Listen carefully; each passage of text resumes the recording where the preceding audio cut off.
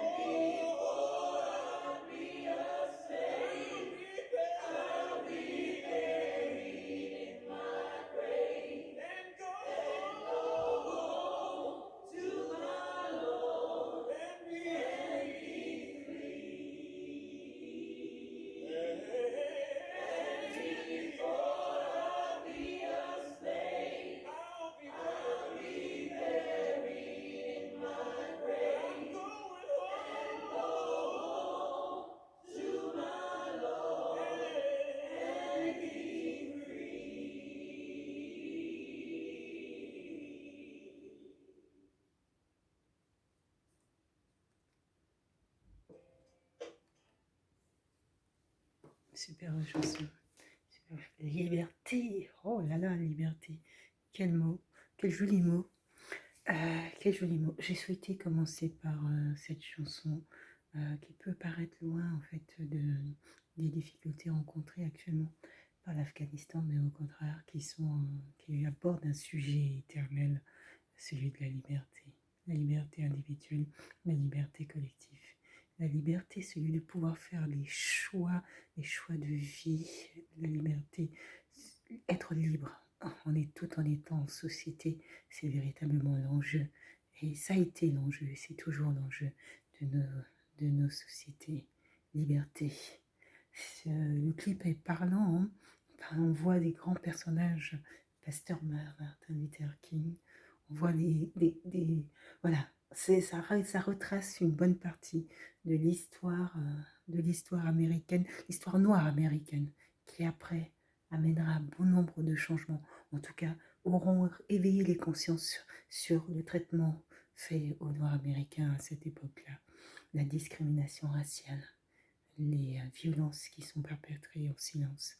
Et il aura fallu, pour arriver là, que des hommes et des femmes n'aient pas peur du lendemain, n'aient pas peur des risques encourus, mais prennent leur courage en main et osent affronter ce que personne n'osait affronter, osent aller dans la rue en se sachant entourés de policiers armés, osent y aller, avancer, continuer, se battre, lutter pour ce dont on croit.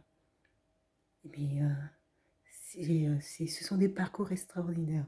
Ce sont des parcours extraordinaires. On voit là pas mal de parcours de blancs, mais de noirs, mais il y a aussi énormément d'hommes blancs, de femmes blanches qui ont aussi œuvré pour pouvoir permettre de grandes avancées en matière des droits pour les Noirs africains.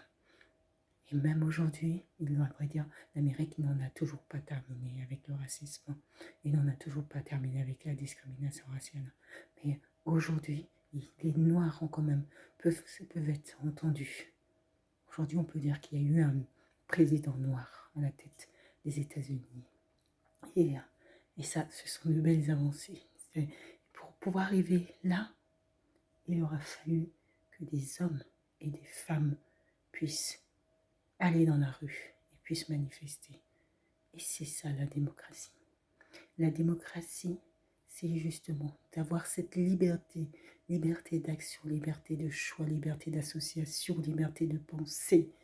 La démocratie, c'est tout ce fourre-tout de liberté qui font que les individus, même en étant en société, se sentent libres, libres de leur action, libres de pouvoir mener, de pouvoir penser comme ils le souhaitent au sein de la société. C'est ça la démocratie. De Gaulle disait que la démocratie est le pouvoir du peuple par le peuple et pour le peuple. Pouvoir du peuple par le peuple et pour le peuple.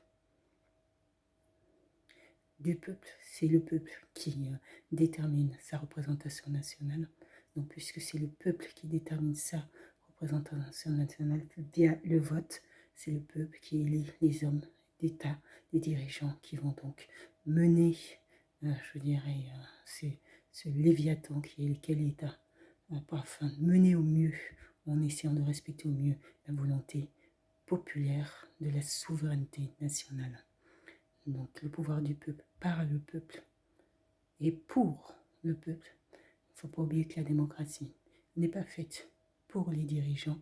La démocratie est faite pour que nous fassions société, c'est-à-dire un ensemble d'individus d'origines différentes, de milieux différents, qui ont des vies différentes et qui vont s'associer et décider de signer ensemble ce qu'on appelle le contrat social. Ce contrat social n'est pas écrit, mais c'est un contrat moral qui fait que chaque individu accepte d'aliéner une part de sa liberté afin que nous puissions faire société et nous puissions assurer le fondement même de la société, c'est-à-dire la sécurité de tous.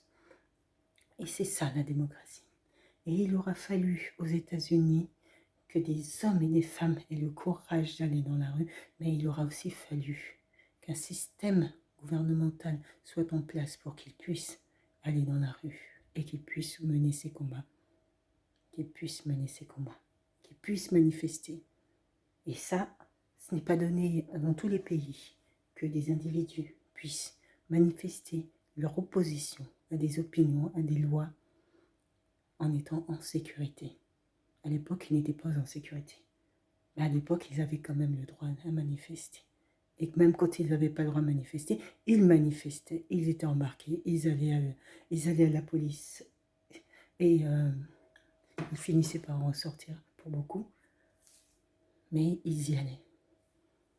Et c'est ça la démocratie. J'ai commencé par cette vidéo parce que ça me permet d'aborder justement le sujet de l'Afghanistan qui est actuellement, en tout cas, est dans des tumultes politiques et qui questionne justement quant à la question de la démocratie, mais là c'est même de la théocratie sur laquelle nous devons, nous en tant que société internationale, nous devons réfléchir. Ça sera une théocratie. Donc, l'exemple qu'on a de théocratie est l'Iran sur la scène internationale de manière globale.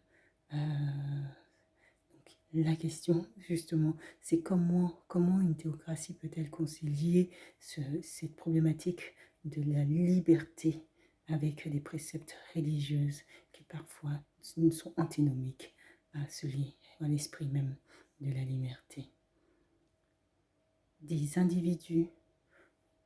Moi, on est en 2021. Je suis bien contente d'être en 2021, là, avec vous. Je suis bien contente d'être née en 83. J'ai le nez épaté, des grosses lèvres. Je suis noire. Et si j'avais été née aux États-Unis dans cette période-là, eh bien, certainement, j'aurais rencontré les mêmes difficultés que toutes ces personnes-là à cette époque-là. Et honnêtement, je n'aurais pas voulu vivre dans cette époque-là.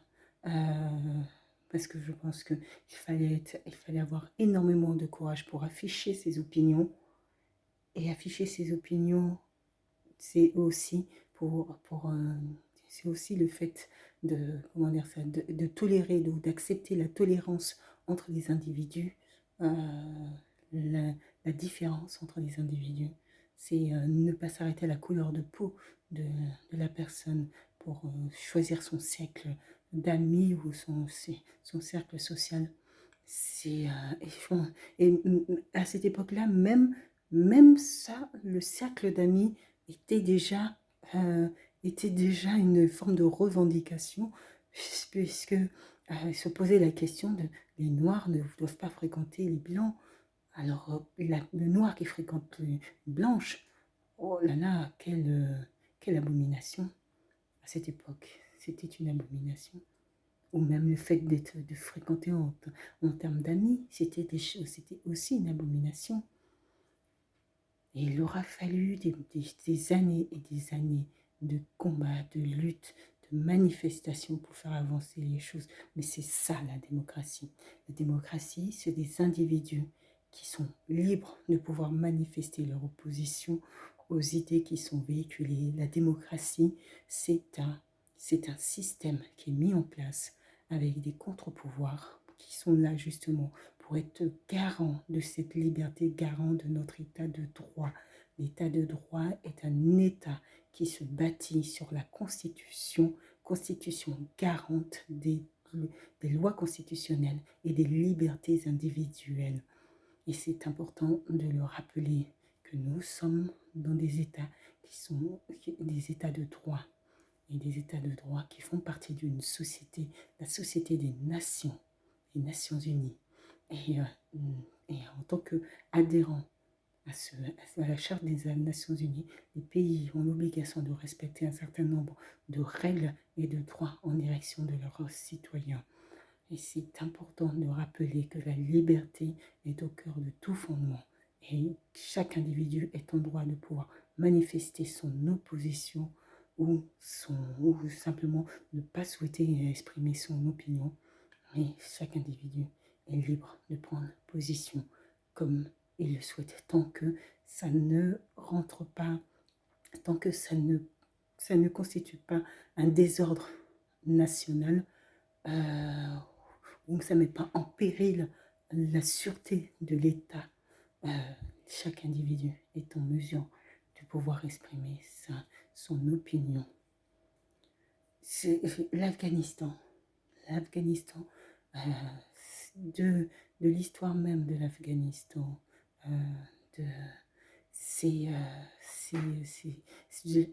l'absence même d'État véritablement, de véritable politique de conduite dans ce pays. L'Afghanistan est un pays qui n'avait jamais vraiment été conduit en tant qu'État, en tant que soi. En 2001, ce pays a été, je dirais pas envahi, mais va se retrouver au cœur d'une grosse polémique avec les événements donc, du 11 septembre 2001. des pays, des agents venant de partout vont donc investir ce pays au nom de la lutte contre l'islamisme radical. Au nom, l'Afghanistan est un pays très montagneux et il y a beaucoup de paysans qui connaissent parfaitement leur terrain de vie et qui savent où se dissimuler, comment se cacher pour ne pas pour ne pas être trouvés. Et donc les combats en Afghanistan sont particulièrement compliqués. C'est les pays, les personnes de, venant de pays différents vont investir l'Afghanistan et ils vont être soutenus par une partie de la population qui vont se mobiliser non seulement pour qu'ils trouvent Oussama Ben Laden, mais qui vont se mobiliser aussi pour pouvoir lutter contre l'islamisme radical. Et ces individus qui aujourd'hui sont abandonnés pour une partie, sont abandonnés donc en Afghanistan, malgré tout le travail qu'ils ont fait pour pouvoir venir en aide à l'Occident dans leur lutte contre l'islamisme radical. Je regardais un documentaire hier et c'était un documentaire qui abordait un sujet et j'ai été interpellée. À vrai dire, ma vidéo s'adresse beaucoup plus aux islamismes. Voilà. C'est dans cette vidéo, ils évoquaient un événement qui s'est déroulé en 2020.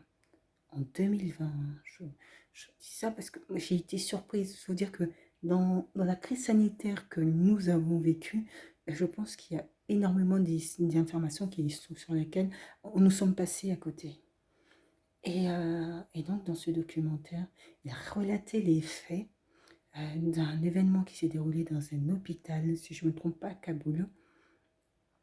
Des hommes armés se revendiquant de l'État islamique sont arrivés dans un des hôpitaux les plus protégés de Kaboul, sont arrivés armés. Ils sont arrivés dans un hôpital, dans un service de maternité, avec des femmes et des enfants. Ces hommes armés, en 2020, ont donc tué les mères qui venaient d'accoucher et ont tué aussi les bébés pour une partie qui était à naître. Il y a une des histoires où le bébé était allongé à côté de sa maman et ils ont tiré sur la maman. Le bébé était à côté et le bébé a pris des balles dans sa jambe. Et donc il a survécu. Il a survécu, sa maman est décédée, mais le bébé a survécu. Quand on parle d'abomination au summum de ce qui paraît même réel, hein, eh ben, ça c'est un des exemples qui questionnait, où on se pose la question de pourquoi. Pourquoi des hommes armés s'infiltrent dans un hôpital, une maternité, dans le seul but de supprimer les vies des mères et de leurs enfants présents dans la maternité. Ça semble tellement inexplicable, ça semble tellement... limite, on dirait que l'objectif, c'était simplement tuer pour tuer. Il fallait un événement qui marque un petit peu la conscience de tous. Et le fait de s'en prendre à des femmes innocentes et des enfants innocents dans une maternité, c'est ce qui peut marquer le plus les individus. Et puis, pour le coup, aussi démotiver les personnes à faire leur accouchement dans les hôpitaux, démotiver les personnes à se rendre dans les hôpitaux, un peu donner l'impression qu'il n'y a plus de lieu sacré. L'hôpital n'est pas un lieu sacré, mais l'hôpital est quand même un lieu où les gens vont pour se soigner. Même ceux qui ne sont pas, même ceux qui sont auteurs de ce type de crime, vont pour se soigner. Ça paraît quand même un lieu qui revêt quand même une certaine importance sur le plan psychologique. Des individus rentrent dans ce lieu, dans ces établissements, pour éliminer, supprimer des vies. Pourquoi? Pourquoi? Pourquoi? Pourquoi? La liberté est, est en totale contradiction avec les préceptes religieux musulmans. Et, et là où je pense il faudra une évolution des mentalités, parce qu'en Afghanistan, on a des talibans qui sont pour la plupart des paysans qui arrivent et qui s'installent au pouvoir. Que va-t-il se passer? Que va-t-il se passer? L'inquiétude prime, donc les gens souhaitent partir, ce qui peut se comprendre, notamment ceux qui ont aidé et travaillé pendant longtemps avec les Occidentaux. Mais il y a un pays à construire, il y a des personnes qui n'ont pas toutes les connaissances et les câbles pour pouvoir mener en tout cas l'Afghanistan vers une démocratie. Parce qu'après, construire une théocratie, ça repose sur le Coran. Ça, c'est un autre point. Mais mener une théocratie, une forme de théocratie parlementaire, là, ça va être compliqué. Ça va pas être compliqué, ça va pas être simple. Mais par contre, ça va demander une sacrée remise en question des idéologies, des idées de chacun et chacune. Mais si la communauté internationale ne peut pas fermer la porte à des individus en se disant nous ne communiquons pas avec eux, la communauté internationale prend alors un grand risque. Et le risque, c'est surtout pour la population. Toujours dans une émission, on demandait à un taliban comment il punissait les voleurs. Et il a répondu on lui coupe la main. C'est la justice qu'aura à subir la population afghane si la communauté internationale se retire totalement. Ça sera des violences, ça sera de la maltraitance, c'est plus que de la maltraitance là. Mais la communauté internationale ne doit pas abandonner les Afghans et ne doit pas abandonner également les talibans, puisque là, l'enjeu, c'est véritablement d'aider plutôt que de se retirer, parce qu'en se retirant, la communauté internationale laisserait la porte ouverte à toutes les possibilités, et donc à l'instauration d'une véritable charia en Afghanistan. Or, si la communauté internationaliste accompagne, je dirais, l'Afghanistan, les talibans, dans ce changement, on peut, en tout cas, on peut espérer une différence, mais on peut surtout espérer qu'il n'y ait pas des milliers de martyrs. C'est la liberté. Si l'Afghanistan souhaite la liberté, peuvent avoir la liberté, mais cette liberté doit pouvoir se composer justement avec la religion et la religion musulmane, avec toutes ses complexités et ses particularités. Ce sont des individus, ce sont des hommes et des femmes. Les Afghans sont des hommes et des femmes qui souhaitent simplement accéder à la liberté que chaque individu a, et on leur prive de cette liberté. Et c'est là où ce n'est pas tolérable qu'en 2021, des individus ne puissent pas manifester leur mécontentement ou leur opposition. C'est toute la base de la démocratie. La démocratie, c'est le dialogue. Il faut donc instaurer un dialogue. La communauté internationale doit instaurer un dialogue avec le gouvernement taliban afghan. Mais c'est à l'intérieur même du pays, il faut un dialogue avec les opposants politiques et non pas les enfermer ou qu'ils subissent des violences et vous les faire taire par tous les moyens. La liberté, qu'est-ce que c'est un mot, c'est un doux mot. C'est un doux mot, la liberté. Et c'est un mot que je souhaite à tout le monde d'être mesure de dire je suis libre. Je suis libre de mes choix, je suis libre de l'avenir que je souhaite pour moi ou pour les enfants. Je suis libre. Les individus doivent être en mesure de pouvoir dire qu'ils sont libres de leur choix, de leur vie. Et cette liberté est inaliénable. Je vous propose d'écouter Déborah Loukalou, Tu m'aimes encore.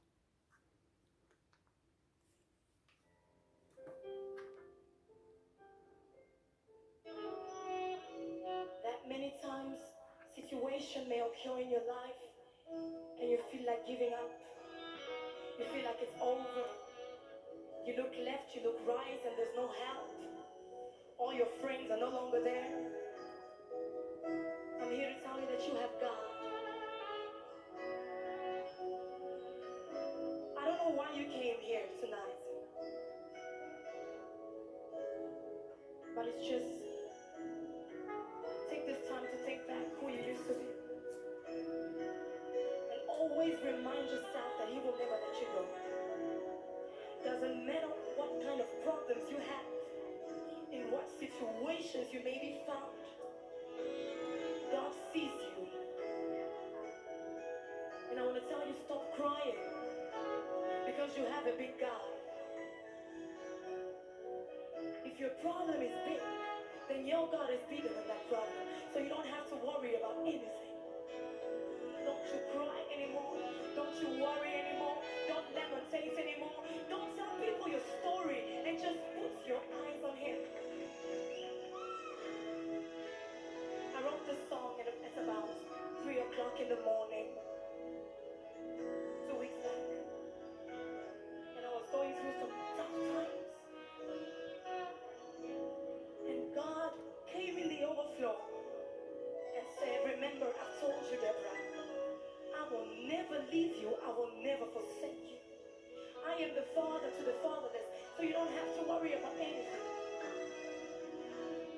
So I'm here to tell you to stop crying. You've cried too much. You've tried by yourself. You've tried with man. Now test God. Try it with God. And just have faith. I hope this CD or this DVD blesses your homes, blesses you and you that are here. All those supporting my ministry, I hope this CD blesses you the same way it will bless us tonight.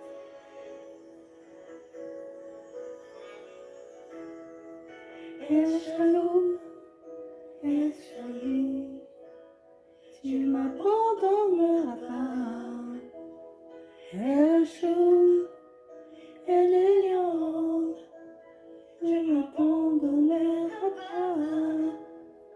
Shalom, El Sali, tu m'abandonneras pas.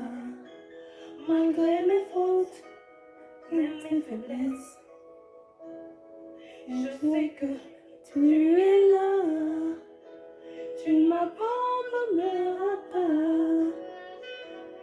tu m'abandonneras pas, tu me délaisseras pas, tu m'abandonneras pas. Oh, oh, oh, oh.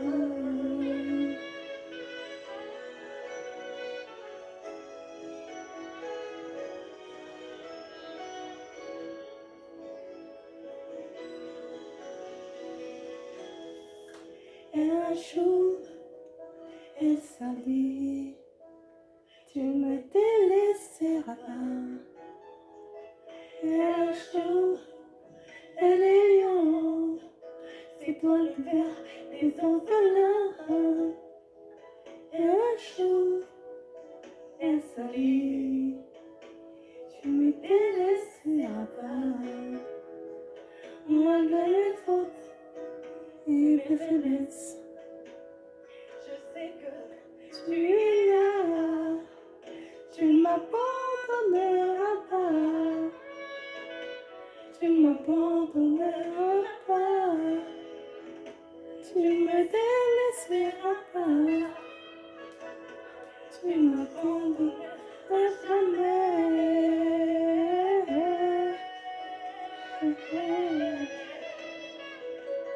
je lui chante. Oh, oh, oh. Je sais que Tu m'aimes. Oh, oh. je sais que tu es là. Oui, tu vois mes larmes. Oh, oh. Je sais que tu Tu m'aimes. m'aimes.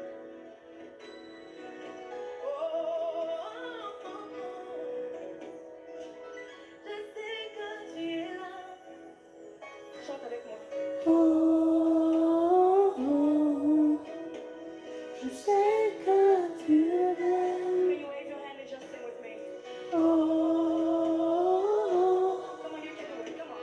Je sais que tu es là. Oh, chante avec moi. Oh,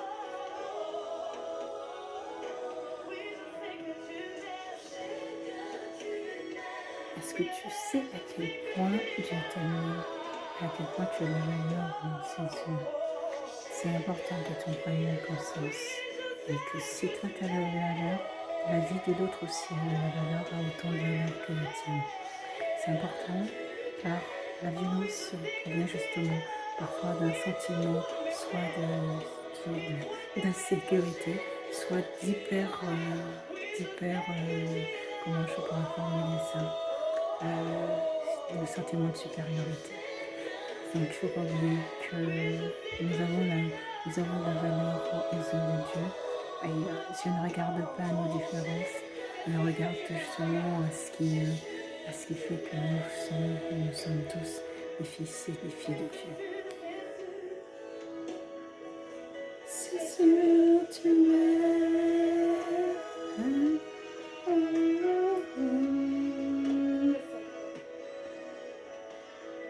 Je veux exprimer mon désir, celui de t'adorer, moi. Ah, ah, ah, ah, ah. Je veux exprimer mon désir, celui de t'adorer, moi.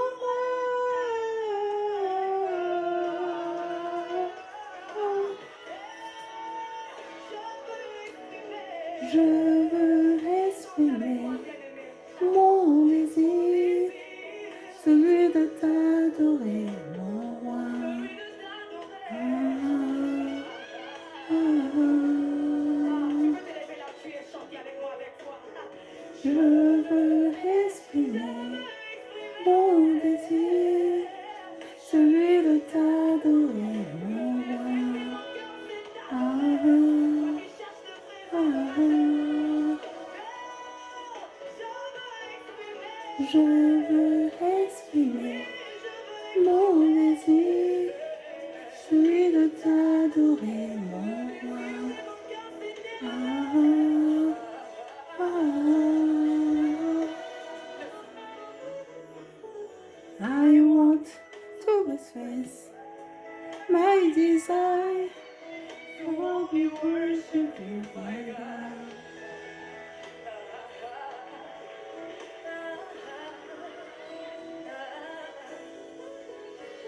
I was born to worship you. That is why I will tonight worship you. Because it's what I was created to do. To worship you. I need. Oh, traveling with me. Je veux exprimer mon désir, celui de t'adorer, mon roi. Ah, ah, ah, ah.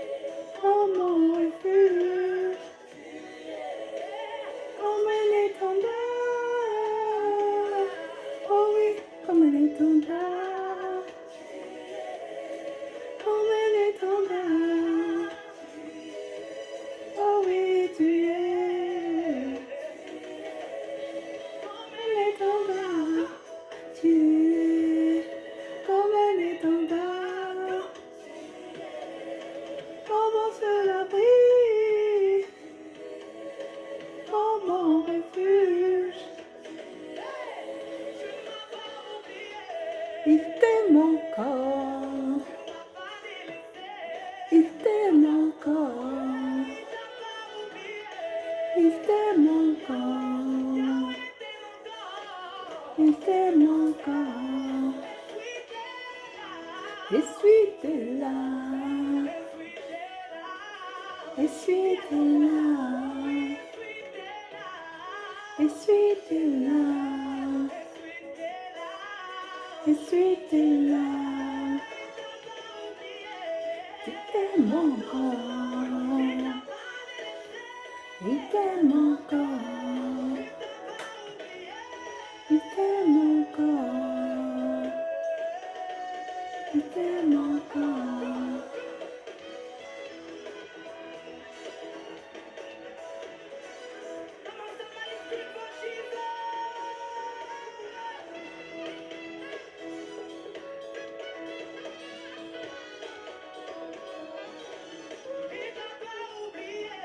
Il t'aime encore.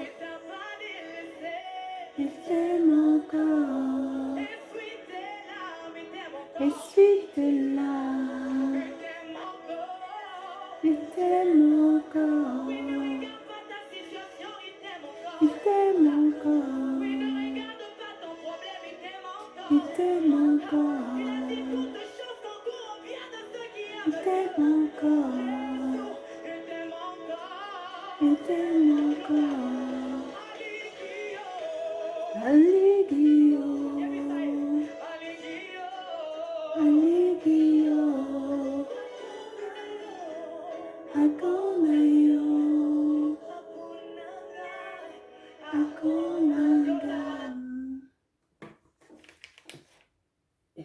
Tu m'aimes encore, Déborah Loukalou. Un petit temps, une petite prière. Je vais prier ce soir pour une situation de crise qui, j'espère, se transformera de manière extraordinaire. Extraordinaire, moi je crois au miracle de Dieu et je crois que là où tout semble s'assombrir, Seigneur peut faire des miracles. Là où les ténèbres semblent apparaître, Seigneur peut faire des miracles et mettre des arcs-en-ciel dans la vie de chacun et chacune. Je prie, Seigneur, pour que ceux qui doivent écouter cette parole puissent entendre ce message, Seigneur. Ce message est un message de paix. C'est un message d'espoir pour tous les Afghans. Je crois, Seigneur, je crois en l'avenir de l'Afghanistan. Je crois que tant que tu n'as pas dit que c'est terminé, ce n'est jamais terminé. Et tu n'as pas dit que c'est terminé pour l'Afghanistan. Ce n'est pas terminé. Ce sont des hommes et des femmes qui ont des parcours différents, avec des colères et des frustrations.